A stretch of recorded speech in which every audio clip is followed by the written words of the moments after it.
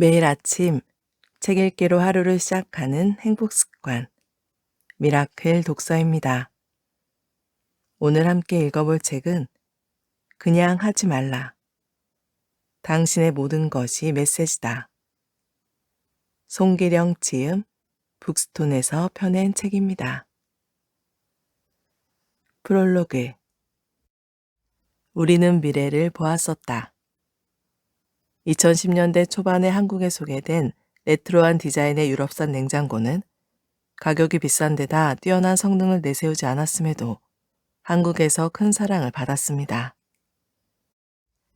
1인 가구 증가, 온라인 집들이 등 새로운 정보 전파 방식 등장, 디자인과 라이프 스타일 중시 등의 변화는 정통적인 백색 가전에도 새로운 기준을 제시하게 되었습니다.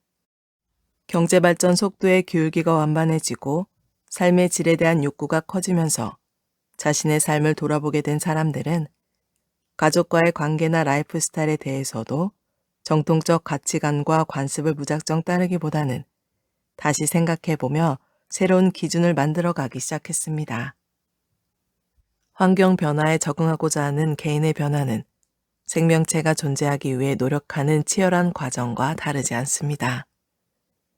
이를 자세히 관찰하면 어떤 방향으로 적응해야 할지 이해할 수 있습니다. 제가 하는 일이 이것입니다. 저는 사람들이 남긴 흔적을 끌어 모아서 그 속에 담긴 사람들의 마음을 읽습니다. 여러분은 일상적으로 엄청난 자료를 남기시죠. 예를 들어 친구들과 카카오톡을 한다든지 자동차 운전 기록 같은 것이 남습니다. 이런 지극히 내밀한 사적 정보까지 들여다보는 건 아니고요. 온라인상에 여러분들이 쓴 글들, 게재한 사진들, 관심 사안에 대해 남긴 의견 같은 것들을 끌어 모으는 일을 합니다. 이런 빅데이터를 모아보면 그 속에 패턴이 있습니다. 그 패턴을 AI 기술로 인식해서 우리의 생각을 이해하기 위한 소중한 자료로 쓰고 있습니다. 말 그대로 마음을 캐는 마인드 마이너죠. 그럼으로써 여러분이 남긴 흔적에 들어있는 행동과 이유, 욕망을 이해할 수 있습니다. 처음부터 사람의 마음에 집중했던 건 아닙니다. 제가 이 일을 시작하게 된 동기는 데이터에 들어있는 패턴을 보고 싶었기 때문이었어요. 하지만 데이터가 그려내는 패턴에 어떤 의미가 들어있는지는 미처 알 도리가 없었죠. 그러던 중 2010년 한 신문사에서 데이터를 통해 한국 사회를 조망하는 작업이 가능한지 의뢰했습니다.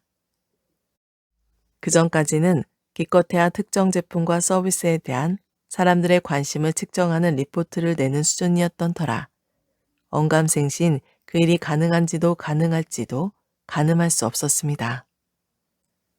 하지만 주요 일간지 전면을 무려 5일이나 우리의 이름을 걸고 채울 수 있다는데 그 기회를 놓칠 수는 없었죠. 당시 그 작업에 참여했던 사람들의 패기와 무모함은 지금 생각해보면 가히 치기에 가까웠던 것 같습니다. 그럼에도 돌이켜보건대 그때가 저와 동료들의 터닝포인트였음은 분명합니다. 과연 데이터를 통해 사회를 볼 수 있을까요? 물론 전부를 보는 것은 불가능합니다. 하지만 사회의 단면을 일정 수준만큼 이해하는 것은 가능합니다. 실제로 수많은 사회 현상에 대한 당시 우리의 판단과 근거는 오래 지나지 않아 사실로 인식되기 시작했습니다. 우리가 한 이야기가 사람들 사이에 합의의 기준으로 사용되었습니다. 우리의 생각의 근거에 많은 이들이 협의하고 합의해가는 과정을 바라보면서 우리가 하는 일이 어떤 의미를 지니는지 좀 더 명확하게 인지하게 되었습니다. 2012년 저는 그간 했던 우리의 공부와 경험을 한 권의 책으로 묶었습니다. 제목은 여기에 당신의 욕망이 보인다입니다. 사람들의 욕망이 발현되는 것을 보고 그 욕망이 합의되는 곳, 그리고 합의된다고 믿는 곳을 본다면 우리 삶도 볼 수 있지 않을까요? 그리고 우리 욕망의 원천을 이해할 수도 있지 않을까요? 우리가 이런 시도를 하고 있음을 알리고자 거칠게 정리해 본 결과물이었습니다. 그 후 빅데이터라는 단어는 우리 사회에서 하나의 유행어가 되었습니다. 사람들은 스마트폰을 이용해 자신의 생각을 여러 곳에 알렸고, 그렇게 쌓인 데이터는 한 명 한 명의 욕망을 기술하는 근거가 되었으며, 그 욕망의 합은 우리 사회가 합의를 이루어가는 소중한 출발점이 되었습니다. 그러나 한편으로 그러한 욕망의 상호작용을 바라보면서 저는 서로에 대한 오해와 억측이 얼마나 많은 갈등을 만들어내고 있는지도 조금씩 보았습니다. 선한 의도로 준비한 많은 것들이 사실은 상대방이 진정 원하는지 제대로 관찰하지도 않은 채 마구잡이로 던져진 것이었죠. 그러한 오해와 엇갈림들을 정리해서 2015년에 낸 책이 상상하지 말라입니다. 그러고 다시 6년이 지났습니다. 그 사이 빅데이터는 산업의 하나의 표준이 되기 시작했고, 사람들이 정보를 얻는 방식도 신문과 방송 같은 지면이나 전파가 아닌 디지털 세상의 수많은 플랫폼을 통하게 되었습니다.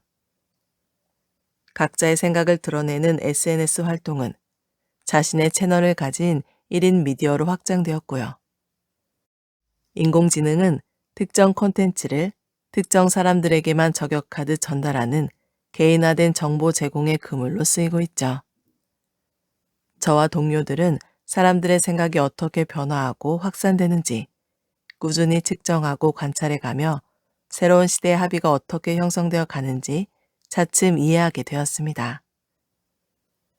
그러던 중 흥미로운 현상이 곳곳에서 목격되었습니다. 우리가 일찍이 주목했던 미래 세상을 슬쩍 엿보게 해주던 작은 조짐과 징후들이 10년도 채 지나지 않아 사회에 크고 작은 변화를 일으키고 있음을 확인하게 된 것입니다. 그렇습니다. 감히 말씀드리건대 우리는 미래를 미리 본 것입니다. 다만 그때는 그것이 미래인지 몰랐을 뿐, 그저 잠시 나타나는 작은 변화인 줄로만, 아니면 낯선 유행인 줄로만 알았습니다. 하지만 변화가 누적되고 서로 영향받으며 더 큰 변화를 만들어내는 과정을 숱하게 목격하며 세상에는 유기체처럼 연결되어 변화의 방향이 합의되는 메커니즘이 있음을 납득하게 되었습니다. 말하자면 예전에 우리가 본 그것은 미리 온 미래였던 셈입니다. 그러한 경험이 반복되면서 제게는 일종의 만트라 같은 문장이 생겼습니다. 일어날 일은 일어난다. 일어날 일이 일어나는 이유는 운명론이거나 정해진 결과가 예정되어 있기 때문이 아닙니다. 우리가 그것을 선호하고 그것을 원하기 때문입니다. 모둠살이가 숙명인 인간종의 구성원 한 명 한 명이 원하는 지점, 각자의 욕망이 합의되는 지점, 바로 그곳에서 일어날 일은 일어납니다. 각자의 욕망이 부딪히고 서로 만나 추동하며 생성되는 더 큰 욕망의 용광로가 곧 우리의 미래입니다. 그동안 제가 데이터를 통해 욕망을 관찰하고 미래를 보았다면 과연 그것은 무엇일까요? 그 변화가 우리의 삶을 어떻게 바꾸고 우리를 어떤 세상에 데려다 놓을까요? 그 세상에서 우리는 어떻게 살아야 할까요? 막연한 감이 아닌 데이터를 통해 욕망을 보자는 첫 번째 메시지. 여기에 당신의 욕망이 보인다는 이해와 배려를 위한 관찰, 상상하지 말라로 이어졌습니다. 그 사이 변화는 더욱 빨라졌고 미래는 한층 당겨졌습니다. 당연함은 전혀 당연하지 않게 되어버려 이제는 선배들이 하던 대로, 예전에 하던 대로 그냥 하면 안 됩니다. 이 혼란기에 우리가 가져야 할 스탠스가 무엇일지, 어떻게 적응하고 성장할지 모색해 보려 합니다. 물론 우리는 각자 개성을 지닌 존재이고 저마다 환경도 다르므로 모든 변화를 똑같이 실감하지는 않습니다. 소설가 윌리엄 깁스는 이렇게 말하기도 했죠. 미래는 이미 와 있다. 다만 모두에게 균등하게 온 것은 아니다. 그의 통찰처럼 미래가 삶에 깃드는 시점에도 시차가 있는 듯합니다.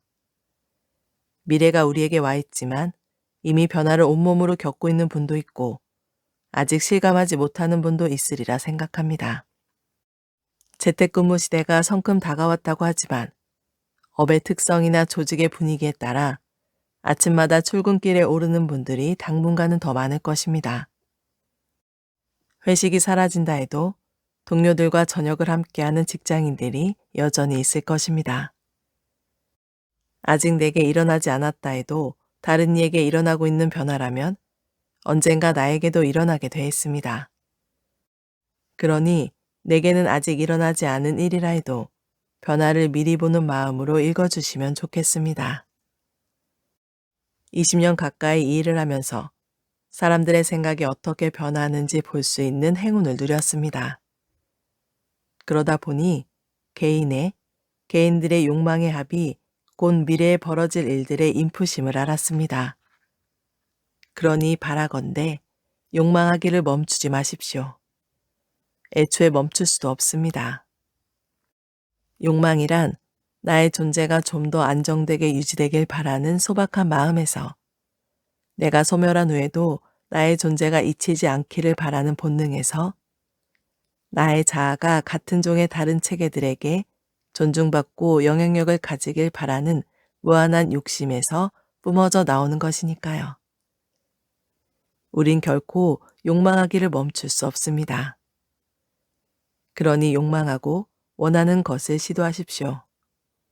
지금 시작하면 여러분에게도 일어날 일은 일어날 것입니다. 처음부터 다시 생각할 때 코로나가 이 모든 변화를 가져온 게 아니라면 지금의 변화를 있게 한 근원적인 이유가 있을 듯합니다. 언제나 변화는 있었고 단지 훨씬 빨라졌을 뿐이라면요. 실제로 혁신이 축적되면서 각자가 몸담은 업의 변화도 너무 크고 빨라져서 발맞추기 힘들 정도입니다. 제가 보기에 지금 모든 일이 다 어려워지고 있습니다. 공채로 신입을 뽑아 순환보직을 돌리던 시절에는 어떤 업무도 사내 교육을 받으면 할 수 있었습니다. 그러나 지금은 일상적으로 처리해야 하는 모든 일들이 어려워지고 있어요.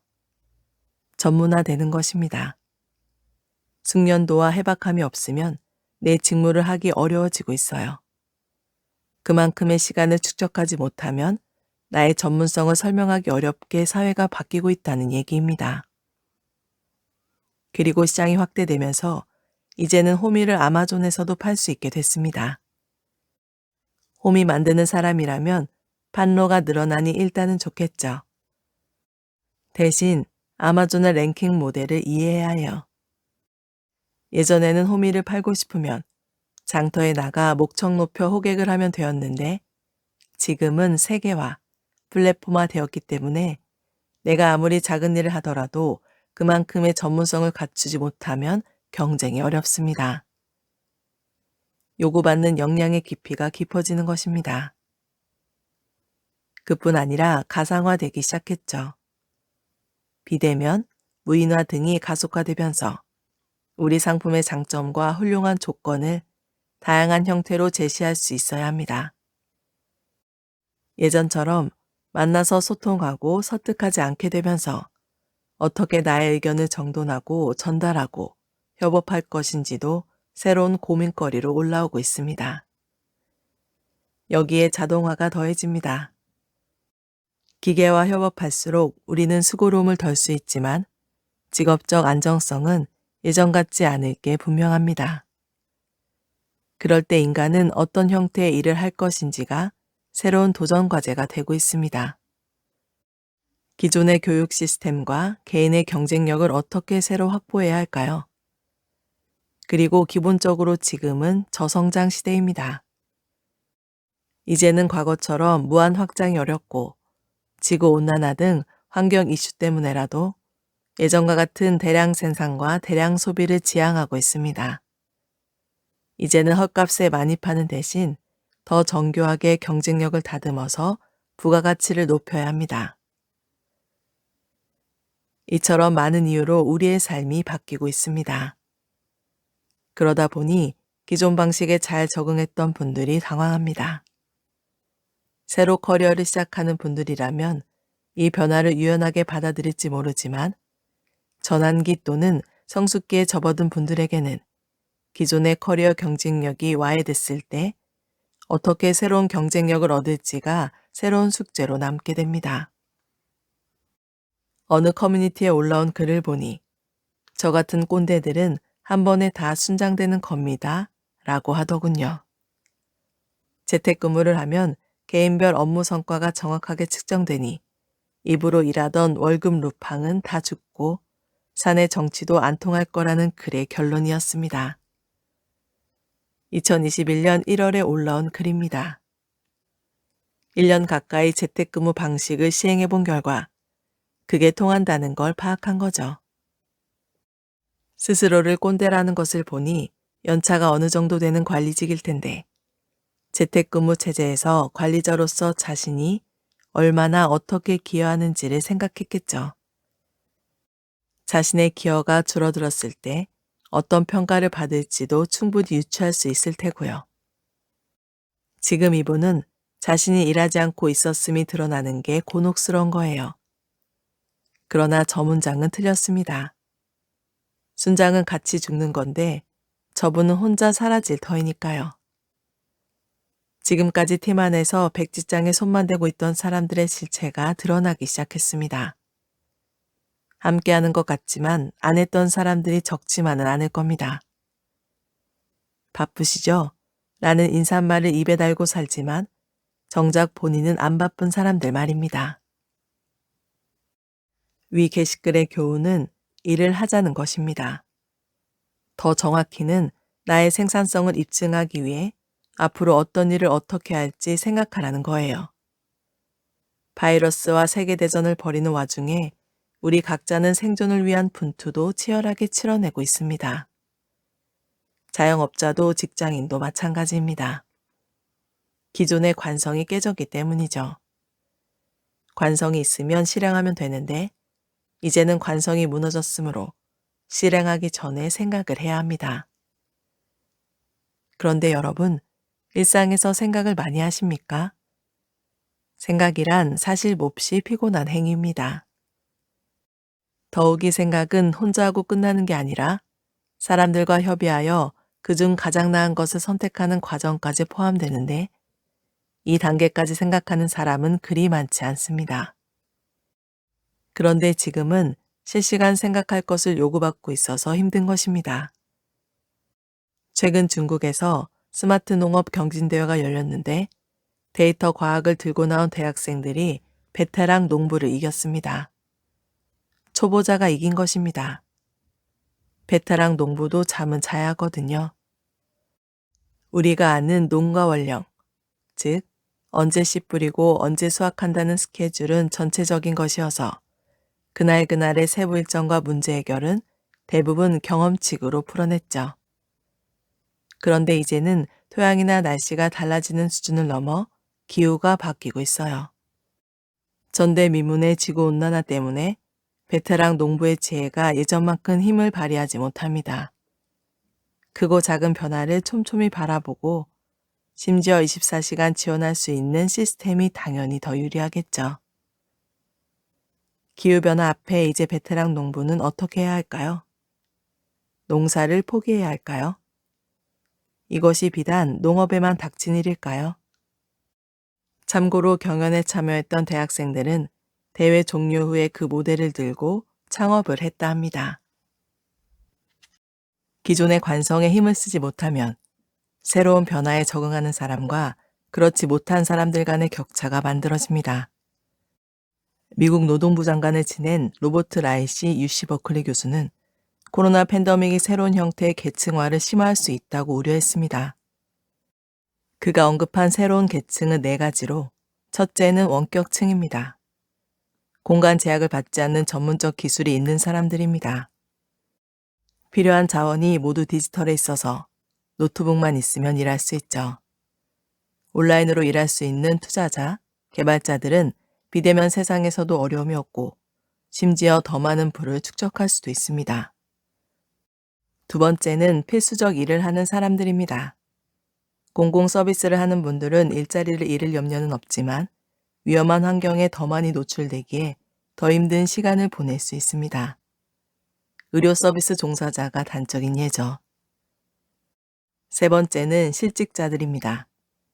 이번 코로나의 외식업이나 여행업은 일자리가 줄어서 많은 분들이 힘들어했습니다. 이것만으로도 심란한데 더 무섭게도 마지막 계층이 있습니다. 바로 잊혀진 층, 아예 보이지 않는 사람들입니다. 수감자, 홈리스, 무국적 노동자들은 의료 공백으로 생계 레벨이 아니라 생존까지 위협받는 상황입니다. 이처럼 어려운 상황에 놓인 이들이 늘어나면 누가 이들을 책임질 것이냐는 이슈가 나오죠. 아마도 공공이 되겠죠. 공공이 포괄하는 영역이 단순히 어려움에 대한 지원이 아니라 생존까지 확장될 확률이 높습니다. 그에 따라 사회 시스템은 더 큰 정부를 지향할 수 있고 따라서 세금이 증가하리라는 것도 충분히 유추할 수 있습니다. 이건 정해진 수순이니 예측도 아니고 이해의 영역입니다. 말하자면 더 큰 정부와 재원이 필요하다는 새로운 사회적 합의가 나오는 것입니다.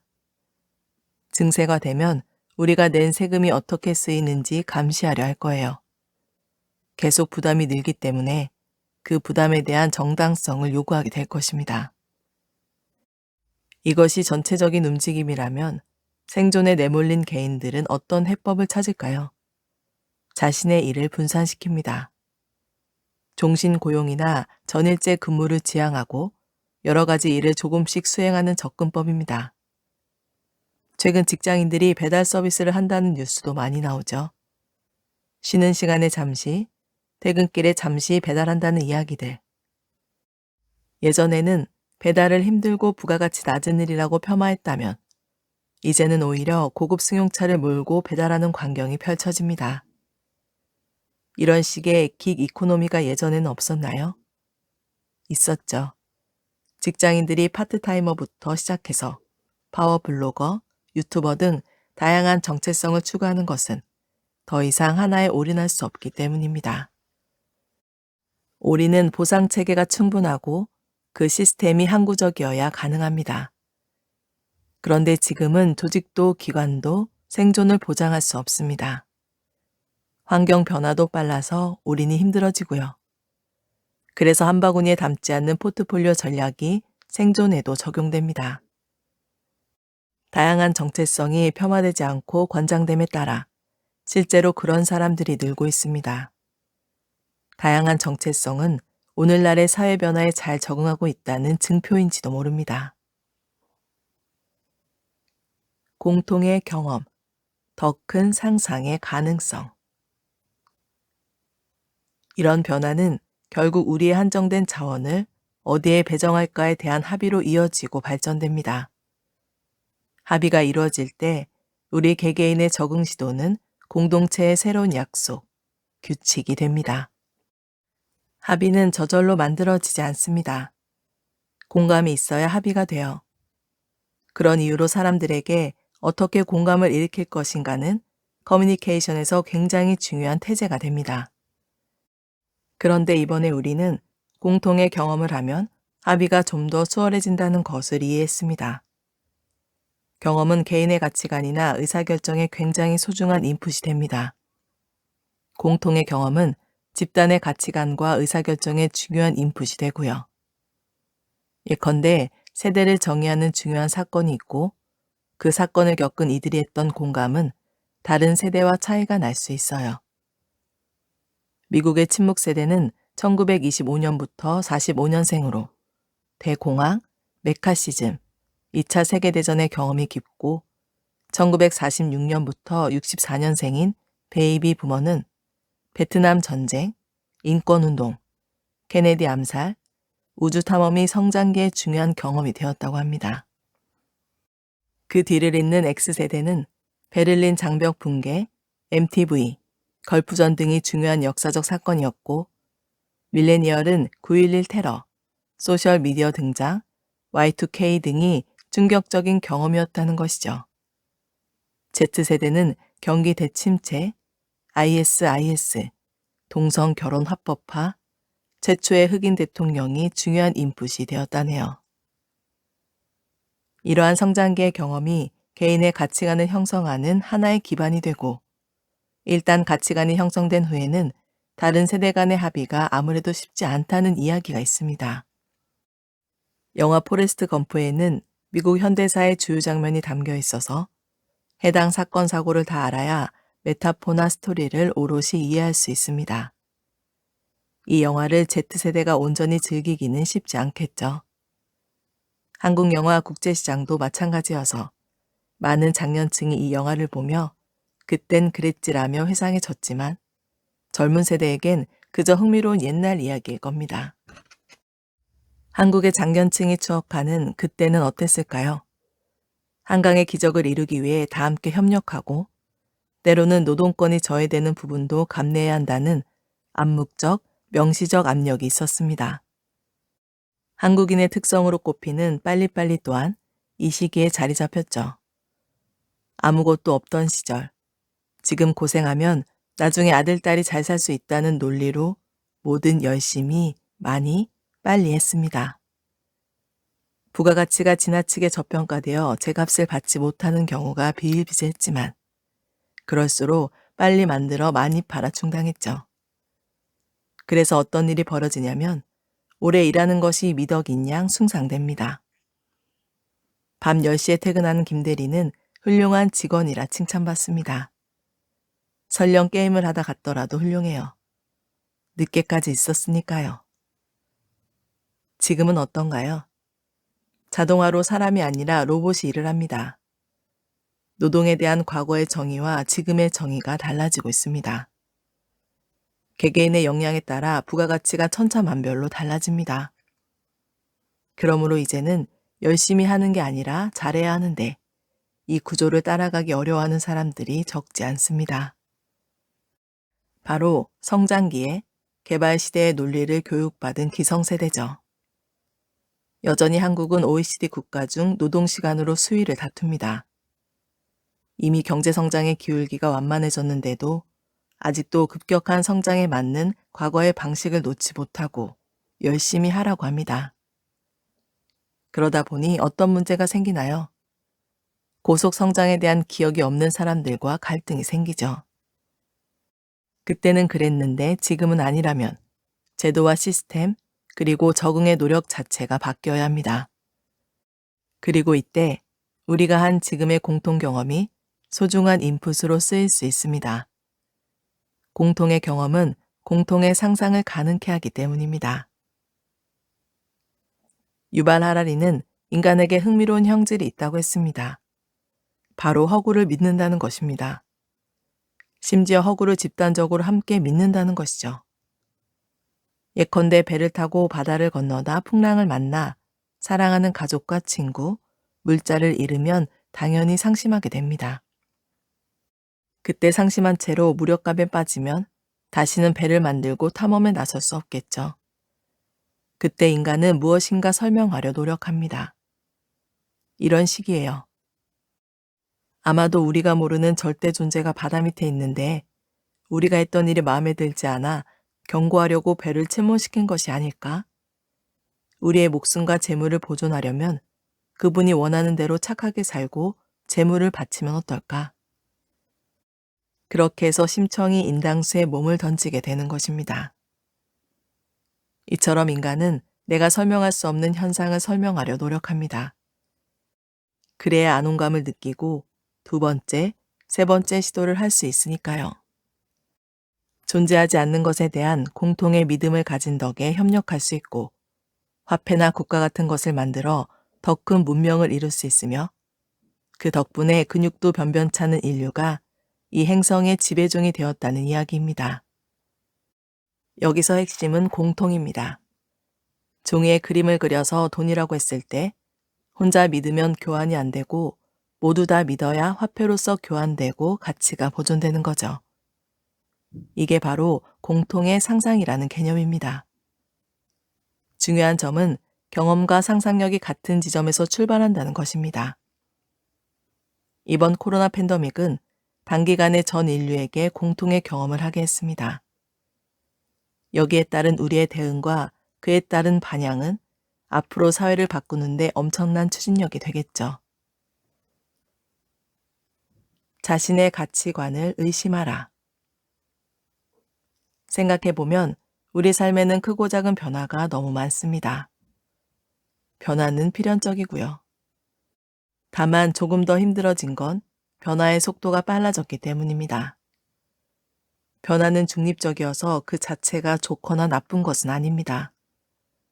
내가 준비를 해놨으면 기회가 되고 그렇지 않으면 위기가 될 뿐입니다. 그렇다면 사회 변화를 불평하는 것보다는 준비하는 자세가 필요하지 않을까요?